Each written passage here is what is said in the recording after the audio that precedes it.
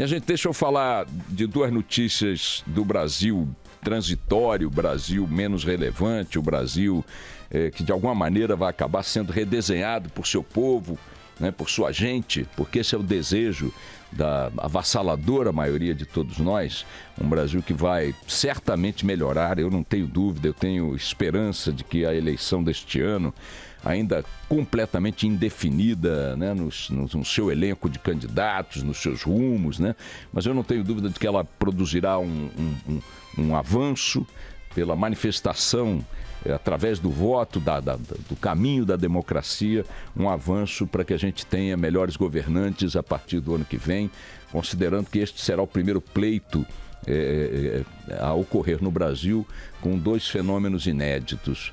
O primeiro deles é uma sociedade, portanto um eleitorado interessado por política como jamais esteve.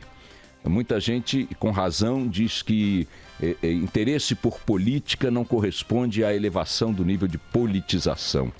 Eu também acho, mas se você não tiver apetite, você não se interessará por gastronomia. Se você não tiver vontade de correr, de se movimentar fisicamente, você jamais se interessará em praticar esportes. Então, o primeiro movimento é ter o interesse despertado por alguma coisa, é querer aquela coisa. Depois você eventualmente aprimora o teu conhecimento, a tua prática sobre aquela coisa.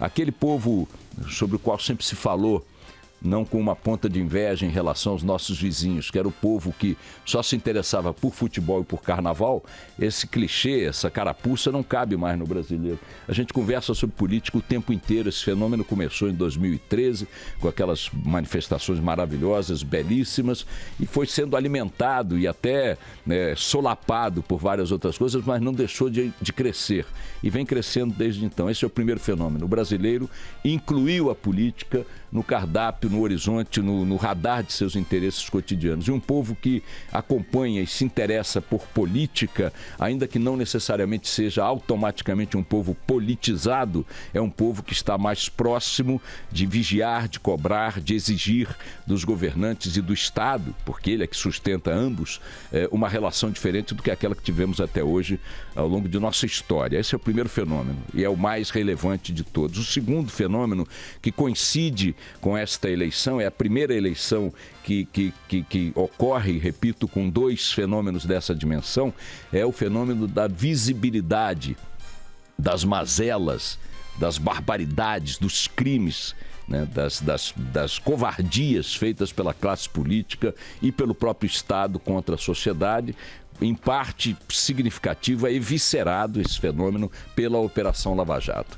A classe política que aí está é uma classe política pré-Lava Jato, ou seja, uma classe política que não foi ainda submetida ao crivo desta sociedade mais interessada em política e mais informada sobre o que eles fazem no controle da máquina pública, no exercício dos mandatos. A Lava Jato expôs, colocou na vitrine. A Lava Jato e outras operações de combate à corrupção mostrou para o Brasil que é possível prender governador, é possível prender presidente, é possível processar presidente, é possível prender ministro, é possível prender senador, deputado, prefeito, numa dimensão, numa escala e numa regularidade compatível com a bandalheira que eles patrocinam há séculos. Só que agora a gente sabe que eles não são inalcançáveis, eles sabem que a cadeia existe para eles também. E este conhecimento, este volume de informação, esta clareza sobre a realidade, de como funcionam as quadrilhas partidárias no controle da máquina pública, essa clareza,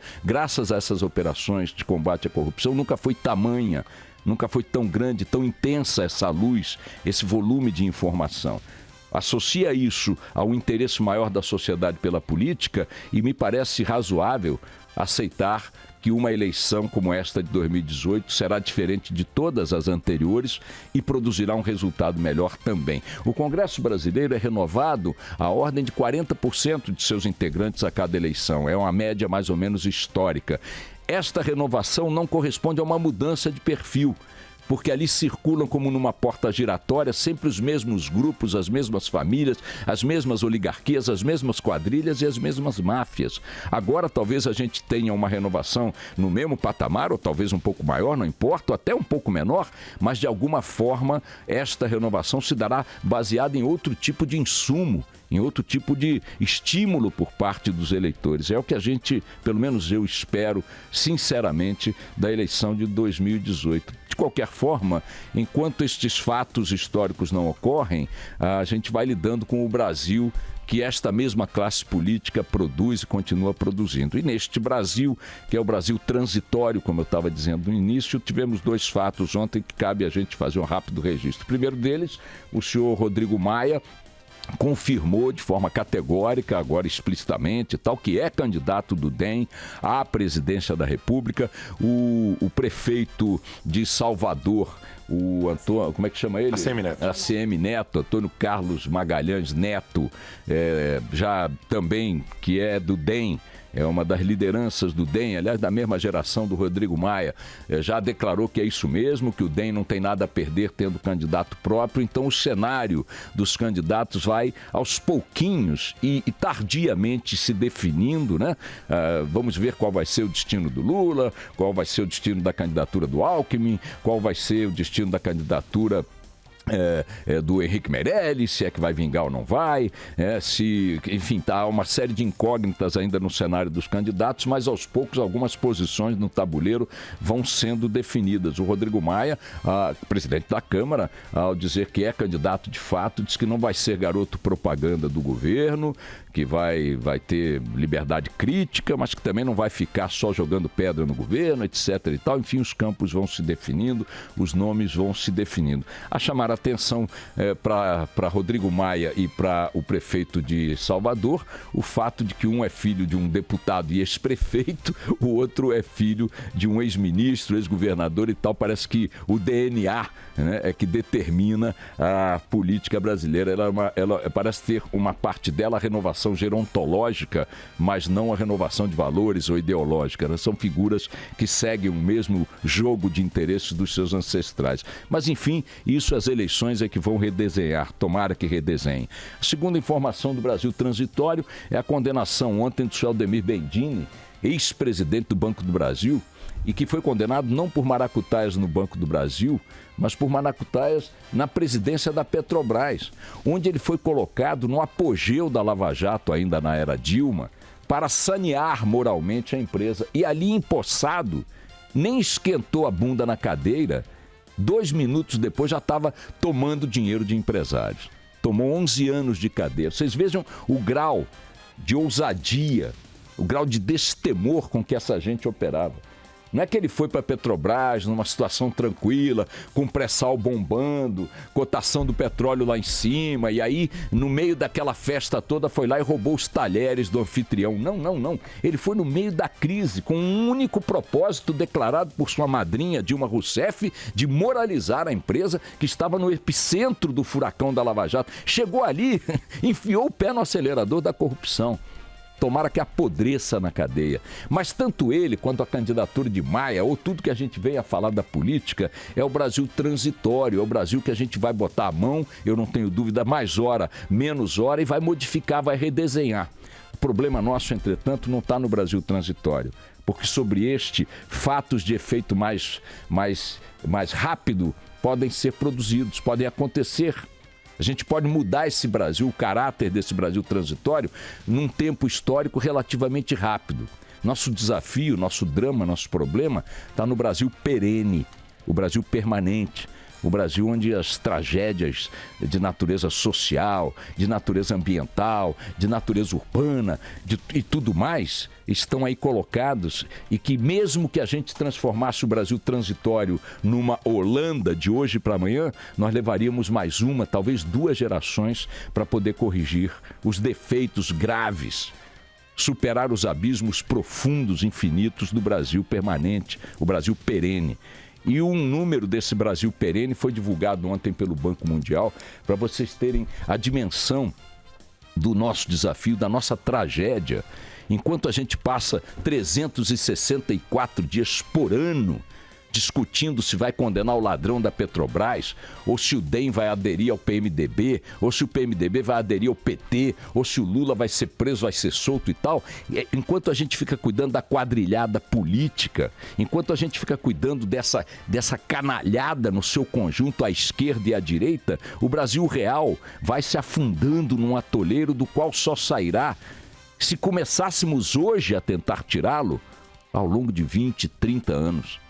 Se o Brasil se tornasse hoje um país com o padrão de moral pública na administração pública, com o padrão de ética na política que nós vemos nos países desenvolvidos, se começasse hoje esse esforço de modificar-se, ainda assim levaria 20, 30 anos para sanar as tragédias em que se atolou por culpa destas mesmas classes que dominam o Estado brasileiro há séculos. Vejam, o Banco Mundial ontem divulgou um relatório mostrando que 25 milhões de brasileiros, minha gente, 25 milhões de brasileiros.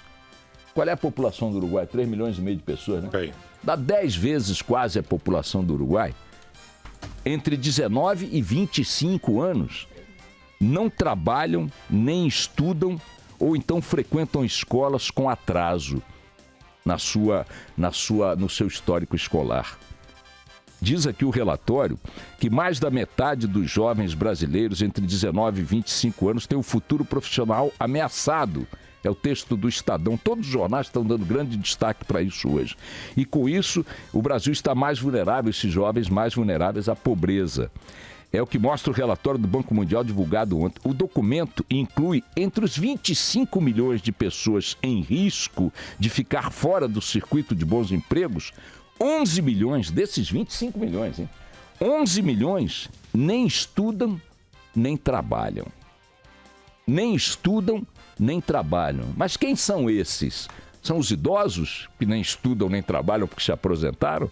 São os bebês que nem estudam, nem trabalham porque ainda estão amamentando? Não. São jovens de 19 a 25 anos de idade.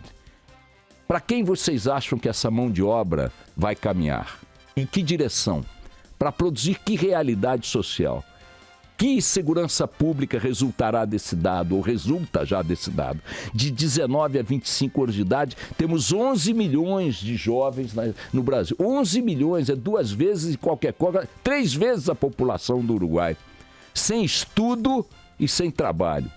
E se você pegar os que estudam, outro relatório divulgado esta semana da OCDE disse que na faixa de 15 anos de idade, matriculados na rede pública, apenas 2% dos alunos têm notas que possam considerá-los competitivos nos padrões internacionais. 98% de quem está na escola pública com 15 anos não tem... 98%, hein? De cada 10, de cada 100, 98 não tem nota mínima compatível com os padrões internacionais. Essa é a nossa tragédia real.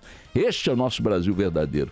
Isto é que está matando o país, já matando há muito tempo e continuará matando por muito tempo, mesmo que a gente conserte o padrão com que é feita a governança nesse país, com que este país é gerido pela classe política. De qualquer maneira, não conseguiremos resolver isto se não requalificarmos ou qualificarmos a classe política e a classe governante. O primeiro passo tem que ser necessariamente mudar o padrão da política e da gestão do Estado brasileiro. E isso nas democracias se faz pelo voto. E é melhor que seja assim, porque as alternativas são todas piores. Então, vamos aproveitar e aprofundar o nosso interesse pela política. Vamos acompanhar de fato o que a política nos mostra, nos revela.